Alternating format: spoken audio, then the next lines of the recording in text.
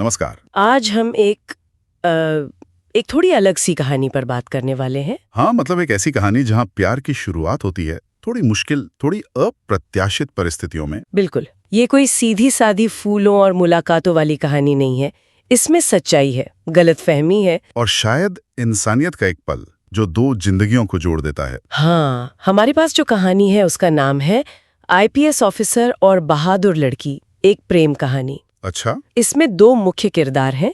एक है आरव, जो एक बड़े ईमानदार मतलब कर्तव्यनिष्ठ आईपीएस ऑफिसर है, और दूसरी है मीरा, गांव की एक साधारण सी गरीब लड़की, लेकिन बहुत साहसी, बहुत स्वाभिमानी। दो अलग दुनियाएं। बिल्कुल। बिल्कुल अलग। तो सोचिए, माहौल है दिल्ली का एक रेलवे स्टेशन, बहुत भीड़-भाड़, शोरगुल। हाँ, समझ सकती हूँ। और वहीं किस्मत इन दोनों को मिलाती है। लेकिन कैसे? एक चोरी के इल्जाम के बीच। ओहो, मतलब शुरुआत ही तनावपूर्ण है। हाँ, तो आज हम इसी कहानी की परतों को खोलेंगे, देखेंगे कि किरदारों के मन में क्या चल रहा है, क्या चुनौतियां हैं, और कैसे एक मुश्किल शुरुआत एक गहरे रिश्ते तक पहुंचती है। चलिए शुरू करते हैं। तो कहानी हमें ले जाती है दिल्ली रेलवे स्टेशन। मीरा वहां खड़ी है, जैसा बताया गांव से आई है। अकेली? हाँ, अकेली, थोड़ी सहमी हुई सी, हाथ में एक छोटा सा बैग, नौकरी की तलाश में आई है। अच्छा, घर की कोई मजबूरी होगी शायद। हाँ, उसके पिता बीमार हैं, उनके इलाज के लिए पैसे चाहिए, तो वो शहर आई है। ठीक है। तभी अचानक स्टेशन पर शोर मचता है। कोई औरत चिल्लाती है, मेरा पर्स चोरी हो गया। उफ। एकदम अफरा तफरी। पुलिस वाले भी आते हैं और भीड़ में किसी की नजर पड़ती है मीरा पर। अकेली, शायद थोड़ी घबराई भी दिख रही होगी। और बस शक उस पर। हाँ, उंगली सीधे उस पर उठ जाती है। यही है, इसी ने चुराया होगा। कोई सवाल नहीं, कोई जवाब नहीं, बस इल्जाम। अरे बाप रे। और मीरा? वो तो हक्की बक्की रह जाती है, रोने लगती है, कहती है नहीं, मैंने कुछ नहीं किया, मेरी बात तो सुनिए। लेकिन कौन सुनता है ऐसी भीड़ में? वही तो, उसकी आवाज दब जाती है। ये जो होता है ना, मतलब भीड़ का तुरंत किसी नतीजे पर पहुंच जाना, खासकर जब कोई अकेला या कमजोर दिखे, हाँ, ये बहुत कुछ दिखाता है। मतलब एक तो वो अनजान शहर, अकेली लड़की आसानी से निशाना बन जाती है। सही कह रही हैं। और लोग बिना सोचे समझे मान भी लेते हैं। शायद इसे ही भीड़ का मनोविज्ञान कहते हैं। उसकी बात का वजन ही नहीं रहता। बिल्कुल, ये बहुत चिंता की बात है। पर तभी कहानी में एक मोड़ आता है। अच्छा, क्या होता है? उस भीड़ को चीरते हुए आते हैं आईपीएस ऑफिसर आरव शर्मा। अच्छा, हीरो की एंट्री। हाँ, कुछ वैसा ही, वर्दी में, थोड़े सख्त अंदाज में। उनको देखकर माहौल थोड़ा शांत होता है। मीरा उन्हें देखती है, थोड़ी उम्मीद जगती है, रोते हुए कहती है, साहब मैंने चोरी नहीं की, प्लीज मेरी बात सुनिए। और आरव, वो क्या करते हैं? मीरा की आंखों में देखते हैं। उन्हें डर तो दिखता है, पर शायद डर के पीछे की सच्चाई भी नजर आती है। ये दिलचस्प है। मतलब वो सिर्फ भीड़ की नहीं सुनते। नहीं, वो कांस्टेबल से और वो जो औरत इल्जाम लगा रही थी उनसे पूछते हैं, क्या हुआ है, पूरी बात बताओ। ये बहुत जरूरी कदम है। वो अपनी अथॉरिटी का इस्तेमाल सच जानने के लिए कर रहे हैं, न कि सिर्फ मामले को रफा दफा करने के लिए। हाँ, उनका मीरा की आंखों में देखना, उसकी बात सुनने के लिए रुकना, ये दिखाता है कि वो सिर्फ नियम कानून वाले अफसर नहीं है, उनमें एक इंसान भी है। बिल्कुल। और वो फिर जांच करते हैं। वो मीरा से कहते हैं, अपना थैला दिखाओ। अच्छा। थैला खुलता है, उसमें क्या निकलता है? कुछ पुराने कपड़े, एक डायरी और माँ बाप की तस्वीर। पर्स नहीं? तो सबूत नहीं मिला। नहीं। तभी आरव की नजर पास में ही छुपे हुए एक लड़के पे पड़ती है। वो घबराया हुआ सा लग रहा था। ओहो, असली चोर। हाँ। आरव उसके पास जाते हैं, थोड़ी पूछताछ करते हैं और लड़के के पास से वो चोरी का पर्स मिल जाता है। अच्छा हुआ, सच सामने आ गया। हाँ, सच सामने आ गया। मीरा बेकसूर थी। ये जो सच्चाई का सामने आना है ना, ये दिखाता है कि पहली नजर में जो दिखता है वो सच हो जरूरी नहीं। सही बात है। और मीरा के थैले से जो चीजें निकली, कपड़े, डायरी, तस्वीर, वो उसकी असलियत बता रही थी, जबकि पर्स तो बाहरी चीज है। कहानी शायद यही कह रही है कि किसी के हालात देखकर उस पर राय बनाना कितना गलत हो सकता है। बिल्कुल। अब जब सच सामने आ गया तो माहौल बदल गया। जिन लोगों ने उंगली उठाई थी वो नजरें चुराने लगे। होता है ऐसा। आरव मीरा की तरफ मुड़ते हैं और बहुत संजीदगी से कहते हैं, मुझे अफसोस है कि तुम्हें ये सब झेलना पड़ा। उन्होंने माफी मांगी, एक आईपीएस ऑफिसर ने। हाँ, उन्होंने कहा बेवजह तुम्हें तकलीफ हुई। उनकी आवाज में हमदर्दी थी। ये बड़ी बात है। ये उनके पद के अहंकार को नहीं बल्कि उनकी इंसानियत को दिखाता है। आप न होते तो। आरव ने फिर कहा, हिम्मत रखो, सच बोलने की हिम्मत सब में नहीं होती। तुमने वो दिखाई। वाह, ये सिर्फ दिलासा नहीं है, ये उसके चरित्र की पहचान है। हाँ, ये उनके बीच का पहला मतलब वाला संवाद था, हम्म। जहाँ सिर्फ बेगुनाही नहीं, हिम्मत की बात हुई। और यहीं से शायद एक अनकहे सम्मान की शुरुआत हुई होगी आरव के मन में मीरा के लिए। बिल्कुल। अब स्टेशन पर थोड़ी शांति हुई, भीड़ छटी, तो आरव ने मीरा से पूछा, अब कहाँ जाओगी? दिल्ली में कोई है तुम्हारा? प्रैक्टिकल सवाल। मीरा हिचकिचाते हुए बताती है कि वो गांव से आई है, नौकरी चाहिए, पिता बीमार हैं, घर के हालात ठीक नहीं हैं। आरव उसकी कहानी सुनते हैं, उसकी ईमानदारी तो देख ही चुके थे। वो अपनी जेब से अपना कार्ड निकालते हैं, विजिटिंग कार्ड। हाँ, जिस पर लिखा था आरव शर्मा IPS। वो मीरा को देते हैं और कहते हैं इसे रखो, अगर कोई मदद चाहिए हो, नौकरी ढूंढने में दिक्कत आए तो फोन कर सकती हो। ये तो मदद की पेशकश से ज्यादा लग रहा है, मतलब वो एक पर्सनल लेवल पे कनेक्ट कर रहे हैं। हाँ, शायद। मीरा पहले थोड़ी झिझकती है, फिर कार्ड ले लेती है। ये एक तरह से भविष्य के लिए दरवाजा खोलना था, अनजाने में ही सही। ये दिखाता है कि आरव जमीन से जुड़े हुए हैं। हाँ, और वो दरवाजा खुला भी।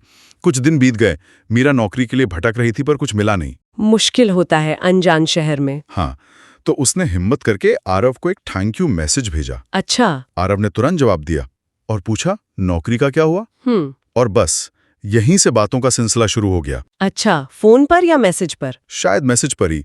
पहले नौकरी की बात, फिर धीरे धीरे जिंदगी की बातें, सपने, मुश्किलें। आरव मीरा की सादगी, उसकी सच्चाई से बहुत इंप्रेस होते हैं। वो देखते हैं कि इतनी मुश्किलों के बाद भी उसमें एक ठहराव है, एक आत्मसम्मान है। और मीरा, उससे आरव में क्या अच्छा लगता है? उसे आरव का स्वभाव, कि इतने बड़े अफसर होकर भी उनमें जरा भी अकड़ नहीं है। वो उससे बराबरी से बात करते हैं। ये जरूरी होता है। उसकी राय सुनते हैं, उसके सपनों के बारे में पूछते हैं। कहानी में आरव एक बात कहते हैं, इंसानियत सबसे बड़ा रिश्ता है, इसमें कोई ऊंच नीच नहीं होती। वाह, ये बात तो दिल को छूने वाली है। हाँ, और इसी तरह की बातों से उनके बीच की वो जो सामाजिक दीवार थी ना, वो धीरे धीरे गिरने लगती है। ये दिलचस्प है कि उनका रिश्ता किसी दिखावे या पहली नजर के प्यार से नहीं, बल्कि आपसी सम्मान और समझ से पनप रहा था। बिल्कुल, वो एक दूसरे को वैसे ही अपना रहे थे जैसे वो थे। लेकिन क्या ये सब इतना आसान रहा होगा? समाज, परिवार? नहीं, बिल्कुल नहीं। वही अगला मोड़ है कहानी का। जब आरव अपने घर पर मीरा के बारे में बताते हैं तो क्या होता है? घर में जैसे तूफान आ जाता है। खासकर उनकी माँ, उन्हें ये रिश्ता बिल्कुल मंजूर नहीं। क्यों? वही स्टेटस वाली बात। हाँ, वो कहती हैं, आरव, वो लड़की हमारे लायक नहीं है, गरीब है, गांव की है, लोग क्या कहेंगे। उफ, ये लोग क्या कहेंगे वाला डर, ये कितने रिश्तों को बनने से पहले ही तोड़ देता है। सही बात है। लेकिन आरव, वो क्या जवाब देते हैं? आरव बहुत शांति से पर मजबूती से अपनी माँ को समझाते हैं। क्या कहते हैं? वो कहते हैं, माँ, जो लड़की झूठे इल्जाम के सामने सच बोल सकती है, वो मेरे लिए किसी भी अमीर लड़की से ज्यादा इज्जतदार है। मैं उसके चरित्र का सम्मान करता हूँ, उसकी गरीबी का नहीं। बहुत बड़ी बात कही। ये दिखाता है कि वो कितने दृढ़ हैं अपने मूल्यों पर। वो सामाजिक दबाव में आने वाले नहीं हैं। हाँ, वो अपने फैसले पर टिके रहते हैं। लेकिन चुनौती सिर्फ आरव के परिवार से नहीं थी। अच्छा, मीरा की तरफ से भी? हाँ, मीरा खुद भी डरी हुई थी। उसे लगता था, मैं इतने बड़े घर में, इस ऊंची दुनिया में कैसे फिट होंगी। ये डर स्वाभाविक है, एक असुरक्षा की भावना। उसे लगता था कहीं मैं आरव पर बोझ न बन जाऊं। वो अपनी ये चिंता आरव से कहती भी है। और आरव का क्या रिएक्शन था? आरव उसे यकीन दिलाते हैं। वो कहते हैं, मीरा, तुम बोझ नहीं, तुम मेरा सहारा हो। तुम्हारी सच्चाई मुझे हिम्मत देती है। ये बहुत अहम है। आरव बाहरी दबाव झेल रहे हैं, मीरा अंदरूनी डर से लड़ रही है, और वो दोनों एक दूसरे को संभाल रहे हैं। हाँ। आरव का उसे सहारा कहना ये दिखाता है कि रिश्ता कितना गहरा हो चुका है। वो सिर्फ उसे बचा नहीं रहे, वो मान रहे हैं कि मीरा ने उनकी जिंदगी को बेहतर बनाया है। बिल्कुल, और उनका एक दूसरे के लिए खड़े रहना ही उनके प्यार की असली परीक्षा थी। और वो इस परीक्षा में पास हुए। हाँ, कहानी बताती है कि कुछ महीनों बाद आरव और मीरा शादी कर लेते हैं। अरे वाह, कैसे? मतलब धूमधाम से? नहीं, बिल्कुल नहीं। एक छोटे से मंदिर में, बहुत सादा समारोह, सिर्फ कुछ करीबी दोस्त और परिवार के वो लोग जो मान गए थे। बिना किसी दिखावे के? हाँ, कोई शोर शराबा नहीं।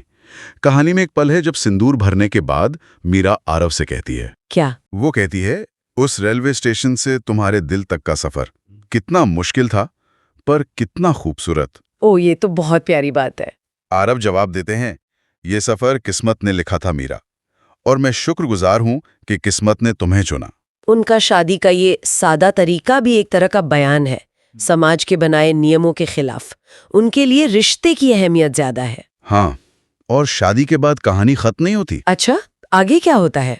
मीरा सिर्फ पत्नी बनकर नहीं रहती, वो अपनी रुकी हुई पढ़ाई पूरी करती है। ये तो बहुत अच्छी बात है। हाँ, फिर वो एक एनजीओ से जुड़ती है जो गरीब लड़कियों की पढ़ाई और उनके हक के लिए काम करता है। वाह, मतलब वो दूसरों की मदद कर रही है। हाँ, अपनी जैसी लड़कियों की।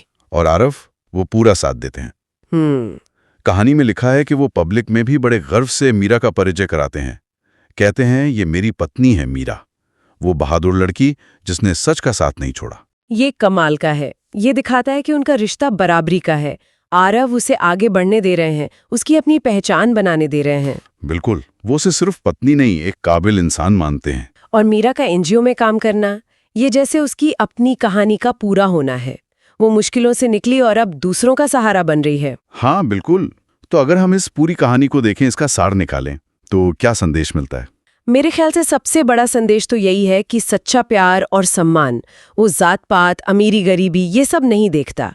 सही। वो इंसान के अंदर की अच्छाई, उसकी हिम्मत, उसके भरोसे पर टिकता है। हाँ, और ये भी कि किस्मत कभी-कभी बिल्कुल अनजान रास्तों से मुश्किल हालात में ऐसे लोगों को मिला देती है जो एक दूसरे की जिंदगी बदल देते हैं। बिल्कुल।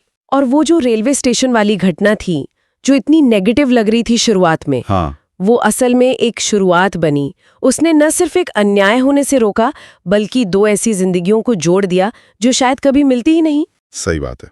तो ये कहानी हमें याद दिलाती है कि मुश्किलों से भी अच्छी चीजें निकल सकती हैं, और अगर प्यार में सच्चाई और इज्जत हो तो वो हर दीवार तोड़ सकता है। ये सिर्फ प्रेम कहानी नहीं, बल्कि एक उम्मीद की कहानी भी है। हाँ, मानवीय जज्बे और न्याय की भी। तो इस पूरी चर्चा से हम क्या लेके जा सकते हैं? यही कि हमें लोगों को सिर्फ बाहर से देख के जज नहीं करना चाहिए, है ना? बिल्कुल। पहली मुलाकात या हालात, ये सब धोखा हो सकता है।